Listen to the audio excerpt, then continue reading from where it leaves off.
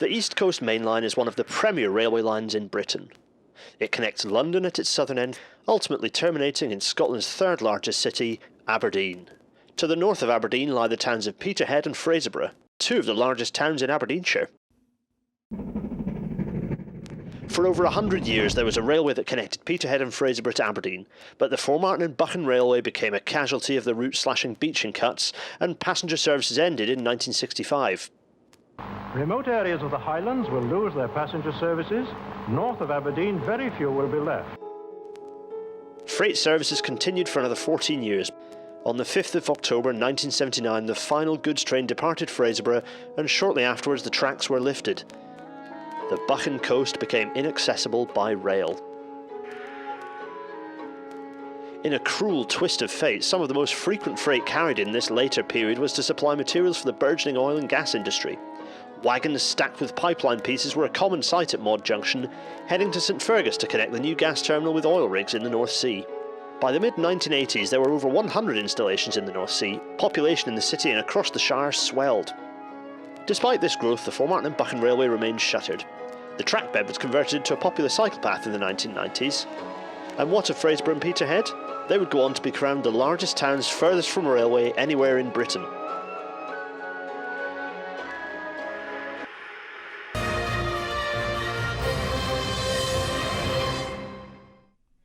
Ambitious plans to reinstate rail links between Aberdeen and Buchan have taken a major step forward.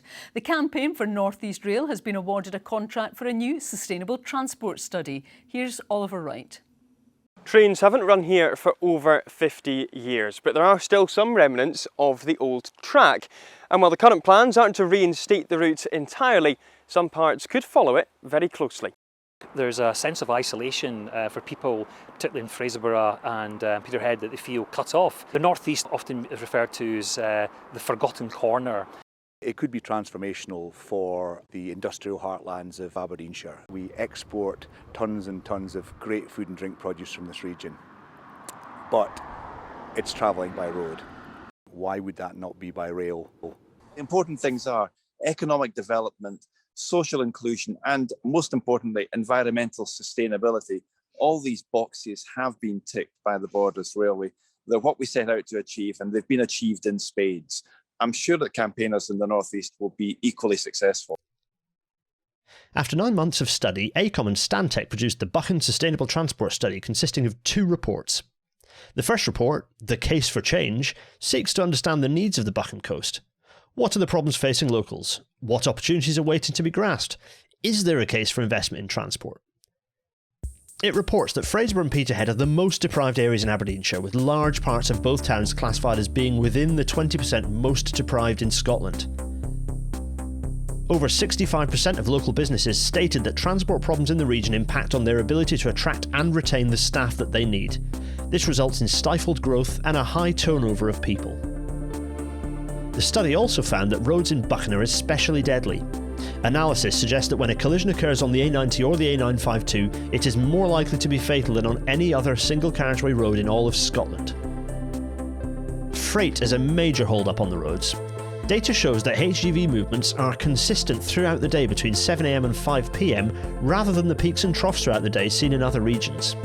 Of the people who said they would like to use public transport more, 85% identified travel time as the main factor preventing them from doing so. Invariably, this meant people using their cars, if indeed they had that option. This has resulted in 26 times as many people frequently driving in the region than using the available public transport. People travelling to venues across the region want to attend events, socialise and drink alcohol. However, a lack of reliable public transport means private transport or overnight stays in hotels are required. The report details many other issues as well as opportunities that can be unlocked, but overall it paints a clear picture. There is a compelling case for investment in transport north of Aberdeen. The second report, the Preliminary Options Appraisal, compares a range of options across all modes from road to bus to rail. Let's take a look at the option that's shaping up to be one of the strongest. The northern end of the East Coast Main Line meets the buffers in Aberdeen. From here the rails head west, beginning the Aberdeen to Inverness line. First stop, Dice. To accommodate the new line, the car park will be relocated behind the existing station and will include EV charging points, cycle storage and a new road connection to Victoria Street.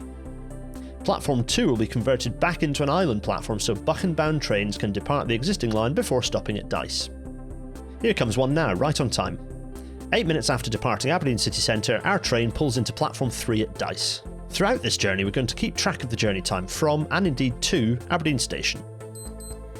We're also going to show you exactly how the railway will interact with the existing cycle path. The Formartine and Buchan Way is a fantastic asset of the local community, and retaining the path for all users has been baked into this feasibility study. Keep an eye on our travelling train.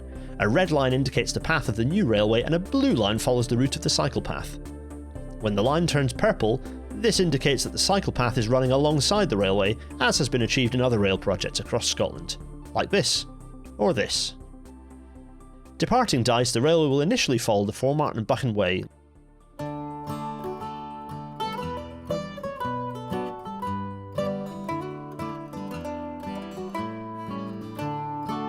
The train crosses the historic Don Viaduct, leaving the city behind and entering Aberdeenshire. The railway can pass under the A947 and Aberdeen Western Peripheral Route unobstructed, avoiding the need for extensive works on the roads as was required during the construction of the Borders Railway. Near Newmacher, the railway will take a more direct route, as was recommended by the previous Ellen-only study. Here, the Formartine and Buchan Way continues, but the railway diverts, heading for a new station site between Newmacher and Kingseat. This location is easily accessible by road and on foot by an existing street-lit pavement. The railway will then continue before rejoining with the cycle path once again. Just a few miles later, the line will peel off again and head for Pitmedden. Pitmedden has never had a railway station, but the population and the size of the village makes it feasible to reach by rail today.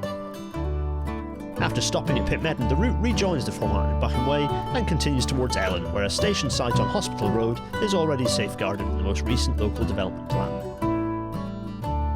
From Ellen, the Formartine and Buchan Way will continue as it is now via Maud to Peterhead, Strichen and beyond, while the railway turns eastward to connect with the former Bodden branch line. Ellen will become the home of the first rail freight depot on the line, configured in a roll-in, roll-out fashion to allow trains to access it from either side. Our train now runs on the route of the former Bodden branch line, but heading directly for Cruden Bay.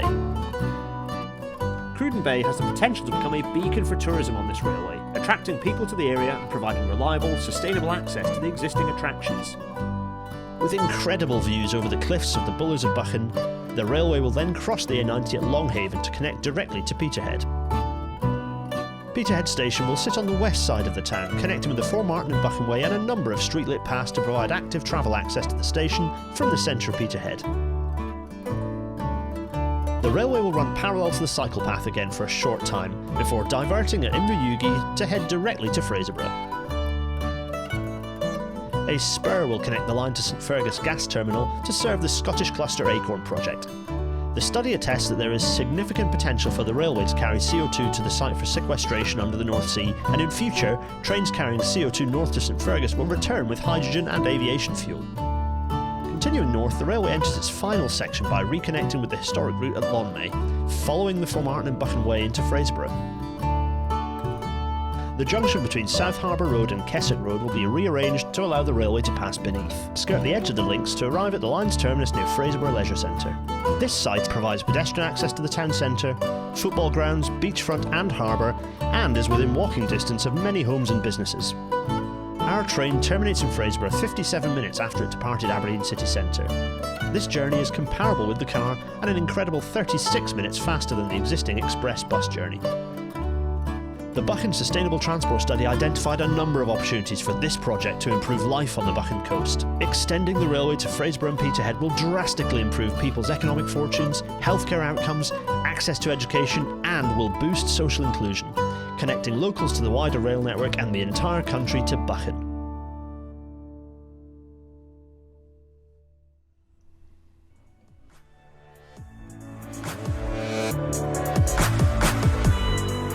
I commute, I work up in the central belt of Scotland, a lot of travelling around. Really the railway is an essential part of my day. Without it I wouldn't be able to work and enjoy the life that I have down here in the Borders. The railway has allowed us to study what we want to study, which is great.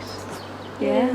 It's just made such a big difference. Definitely worth fighting for. It's about making sure that we could be connected as a region to the rest of Scotland with a high quality fast transport link, better than the very poor road network that we have. Visitor numbers on the Scottish borders have been going up by double digits in percentage terms. It's much easier now for students and people to access Edinburgh to do academic courses. There is a better ability for people to work in the city and work in the city region. We're also starting to see a range of companies and organisations looking to develop businesses in the Scottish borders. Just because you deliver a railway, it doesn't just mean that you deliver the railway and you get transport from A to B. You get a whole host of added benefits.